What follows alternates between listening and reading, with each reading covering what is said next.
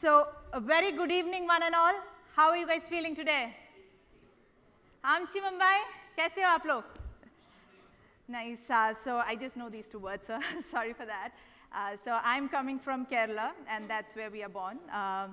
So, all of you must be wondering, so we had a great women panel discussion. I really enjoyed hearing all their perspectives. Now, you must be thinking, what is this lady up for, stand-up comedy or something? Well, not exactly. So, okay, so anyways, lot of sessions were happening back to back. I don't know how you guys are feeling, maybe a little sleepy or a little disengaged or disconnected. So let's connect, let's just get engaged because all work and no play works. All the handsome boys and girls, beautiful girls here, dull, right? So let's do some social experimenting. That's what I would want to try with all of you here. Let's do some quick small activities so that we are all pepped up for the talk, right? So I'm just going to call out, AI says and some activity along with it, so you would just have to do it. Very simple task that we all might have done during our pre-KGs or KGs. It's fun to be kids once again, right? So, but don't do anything other than the AI. That's what the whole game is all about. So, AI says, raise your right hand. Okay. AI says, clap. AI says, raise both hands. Lakshmi says, say hi. Okay, there is somebody who's listening to Lakshmi. AI says, tap your head. Lakshmi says, tap it twice. Okay, so basically what I understood from the social experiment is people, all of us like to listen to what AI is saying, right? Not what Lakshmi is saying. So I think that's the whole point.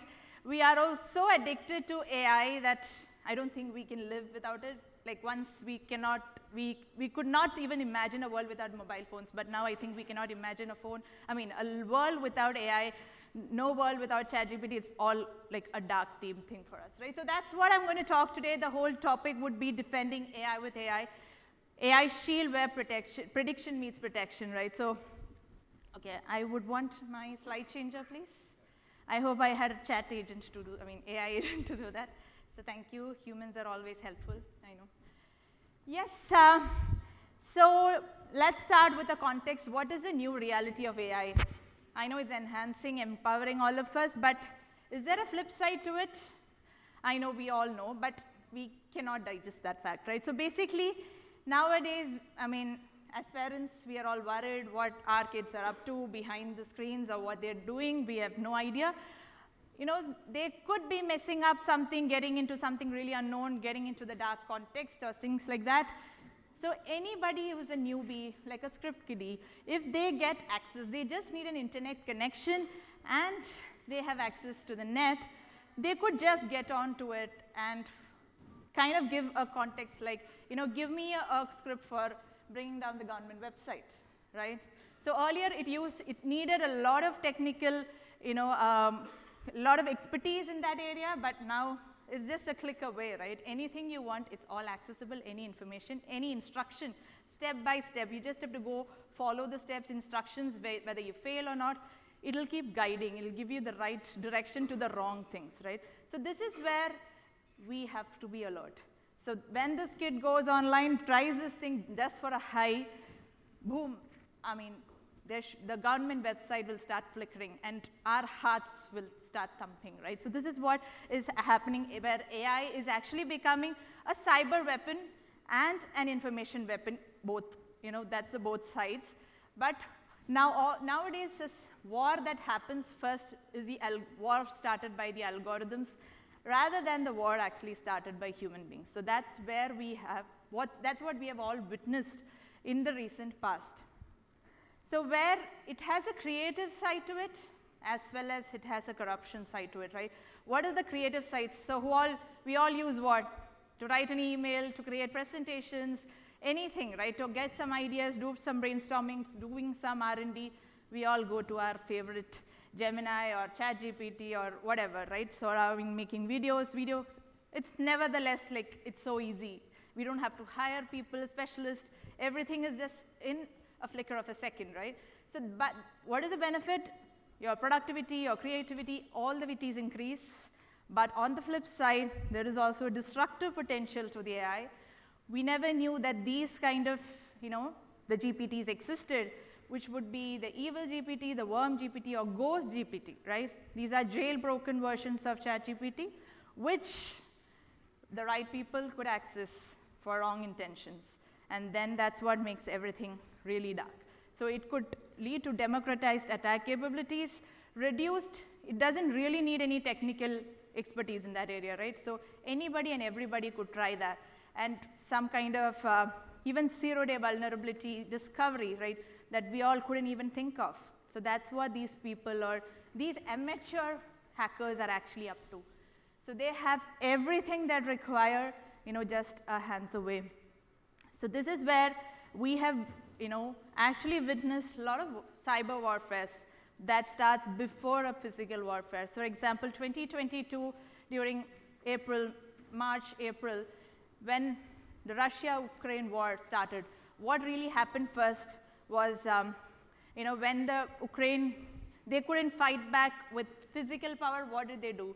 The digital transformation minister, he actually called for a global IT army, which was called the IT army of Ukraine. So he started calling for global volunteers, right?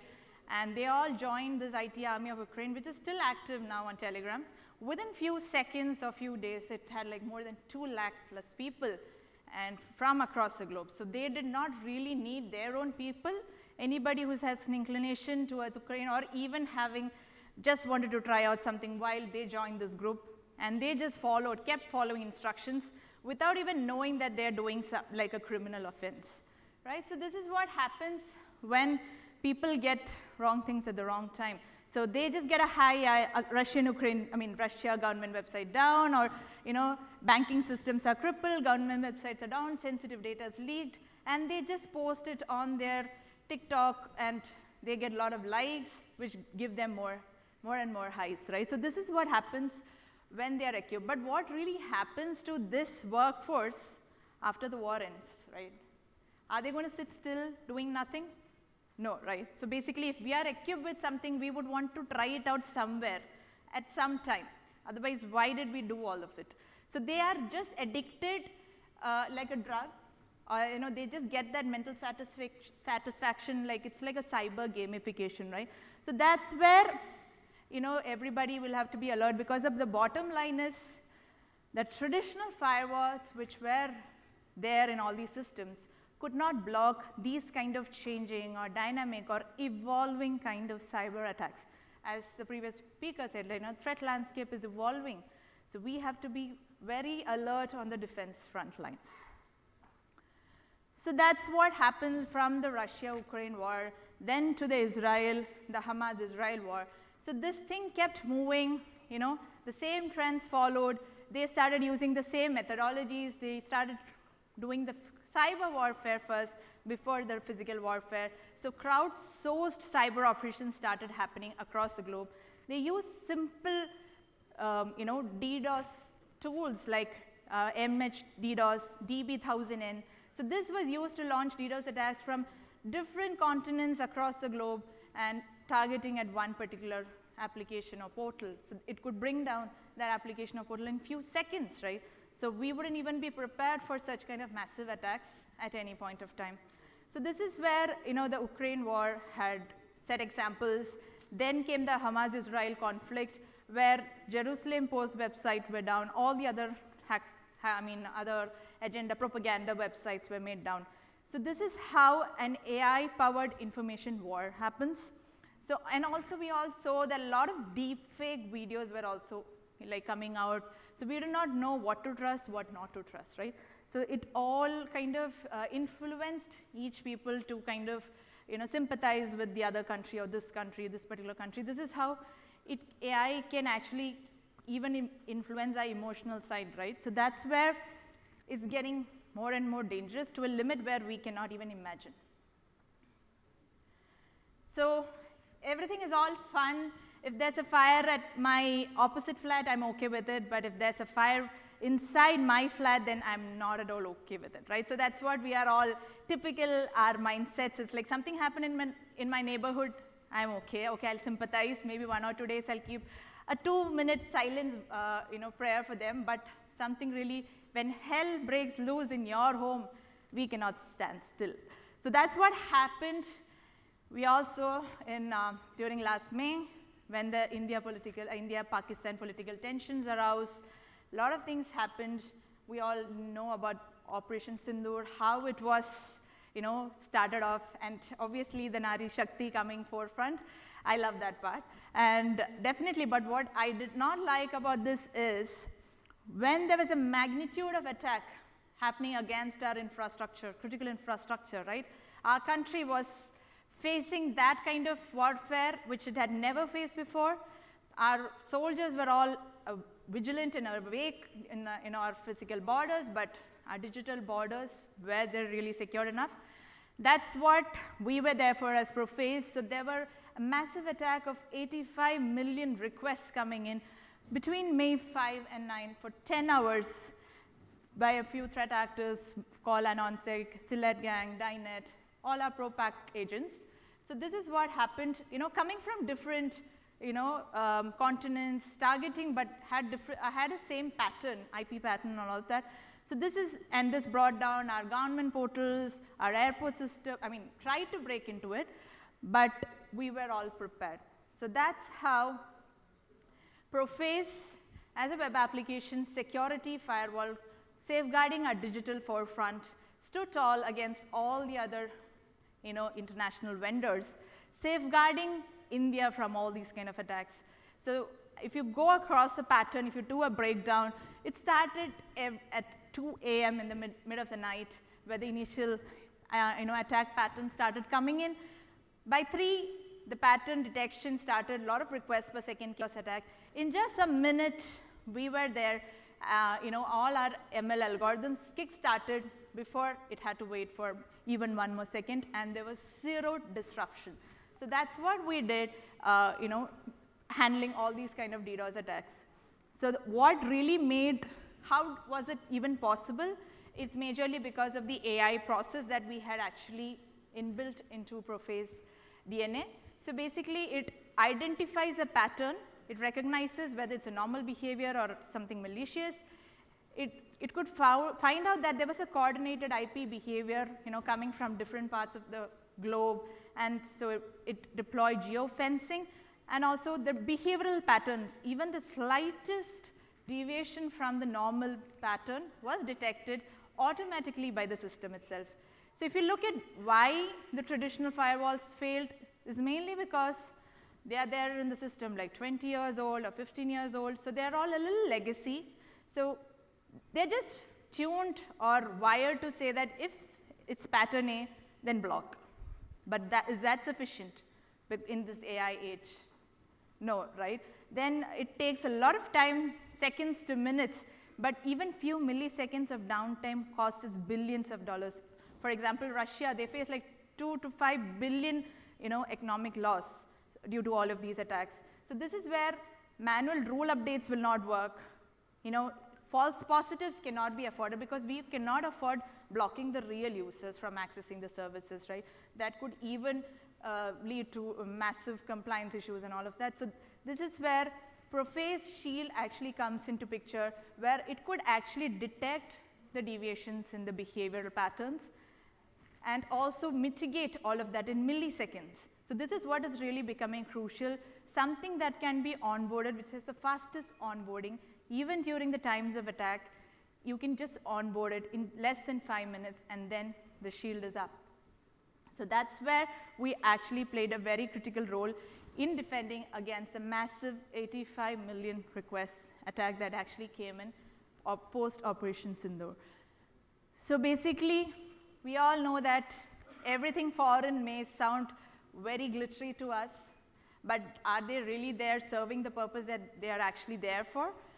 It might be, we all think that, okay, something expensive may be really good, but in the name of depending on foreign products, it's always a breach that is actually happening, right? Because we never know where the data is getting stored for analysis or processing and things like that. Nobody knows even what backdoors are there in those particular softwares. That's something that's really unknown, and we just put that under the mat, and then we just go ahead procuring all of these foreign, so-called foreign, products, right? But what we have proven is our solution was battle-tested in the real-world cyber conflicts that we have faced, and not just one time. So this happened way back in 2023. I don't know how many of you have heard of the anonymous Sudan attack against our airports. Nobody? Okay. I thought I'll be repeating the same story again. So good. So basically, in 2023, April, there were massive attacks, DDoS attacks against 6 major airports of our country, which was Chennai, Delhi, Mumbai, Goa, Hyderabad, and all of that, Airport Authority of India. So, all of them were unguarded, not prepared. Many of them were behind foreign vendors, the top listed vendors. But Prophaze was actually installed in 3 major airports, and those were totally safeguarded. And the biggest airport was, depending on a foreign, WAF agent, but actually they quickly shifted to Prophaze because that was not able to mitigate that DDoS attack to up to that degree. So this is where an Indian solution could outsmart all the foreign vendors from the largest DDoS attack that happened against India, right? So this is where we felt really proud contributing back to our country and staying vigilant. Our team was up and vigilant, awake all night, protecting our digital borders from these kind of massive attacks. So it came in all the media, and that's when the government also reached out to us to try to get the analytics of how it really happened. The very next day, it also targeted our healthcare system. So we were supporting a few hospital chains which were also, completely intact without any downtime. Next time they tried attacking us directly, and it came in all the Telegram media that Indian cybersecurity company along with CrowdStrike is getting targeted. So we get calls from the Indian government saying that you guys are targeted, but we said, it's okay, we are totally guarded.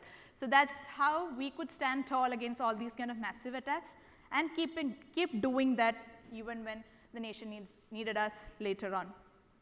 So how was it even possible? It might sound like a fairy tale. Can we really do that? Without the help of any other, a foreign interference or anything of that sort. So basically, what really helped us, to actually protect against all these kind of massive attacks were 4 pillars of adaptive defense that we actually had in the system. So first and foremost was prediction. So basically, in today's ever-evolving cyber threat phase, we cannot wait and always expect the expected, right? So it's all about handling real-time attacks, which are always, it keeps on mutating, it keeps on changing, adapting, evolving, whatever you call it. So it happens every now and then. With the AI intervention, you cannot predict the pattern, right? So I hear that some people even use, the hourglass or patterns are used for as keys, right? So something that's really unpredictable is what everybody wants nowadays. So this is where, we deploy our behavioral analysis plus neural networks for predicting what can be next kind of attack. So that is really needed, which has to be built into the DNA. Then we need to understand the context. Earlier, everybody used to just go for the hardcore rules and signature-based matching, pattern A matches, then block. But that doesn't work anymore. We need something that is really understanding the context, or even the slightest intent to disrupt has to be caught. So that is what really makes a product really crucial, right? So that intent is what we capture, because initially when you onboard your application, the tool understands what is a normal pattern or the mannerism of normal traffic or normal users. It baselines that, so it has an application awareness or application context that's set in. And once that context is set in, then the tool is ready by itself to defend. So that's where it's completely automated. You can go hands-free, you can sleep, the CISOs will have their time for vacations. So this is where, and ensure that none of your legitimate traffic is actually blocked. So it has less than 0.5% of false positives, because that's the kind of false positive correction that works backstage. Another thing is automated or autonomous mitigation that really happens with less than 3 millisecond response time. And also, all the threat assessments keep happening every now and then with no effect on the user experience, because nobody wants to tamper with the user experience in the name of defense, right? Because then that solution is not really needed or required. So this is where we kind of customize to all the requirements that the client has and give them the right set of solution, right set of defense. And then the best part is, who all doesn't like being supported in your local language? So this is something that we kind of heard from, you know, the Gartners and all the feedbacks from various other solutions, that we need hyper-localized support. If you can get support in your native language, in your region, so we have people talking, you know, from Malayalam, Hindi, Bengali, Kannada, Telugu, all of them, so you get support in your own language, in your own local standard time, right? Why wouldn't that be really great? You don't have to wait for ticketing systems or mail systems, getting your replies back to your emails. You can just pick up the call the person, and speak in your own language. So this is what we have actually proposed to get the best solution for you. We've worked all days and nights, prepared all our task workforce to get all of this in front of you. So this is Prophaze, people. So we have made it from India for the world, and we have been listed in the Gartner thrice in a row. This would be the first Indian solution to be listed back to back in 2 consecutive years. The first year we got represented as API Security Market Guide, and next year we got listed in the Web Application and API Security Market Guide, and just last week we got listed as strong performer in the Voice of Customer, where all our crucial clients gave great feedbacks about the product, and with a massive 4.9 star rating out of 5 and 97% recommendation. So that's what we have got from the global clients that we have had. And so this is where we live in a world where AI is writing both the viruses and the vaccine. So it's all about India building the right shield for itself and for the globe. So that's what we call as Prophaze, to protect India's digital sovereignty and keeping us staying safe and staying alert and vigilant always. So thank you for listening to Lakshmi and not to AI. So thank you for your patient listening, and it was great. So hoping that we will have all of your support, being a completely homegrown solution.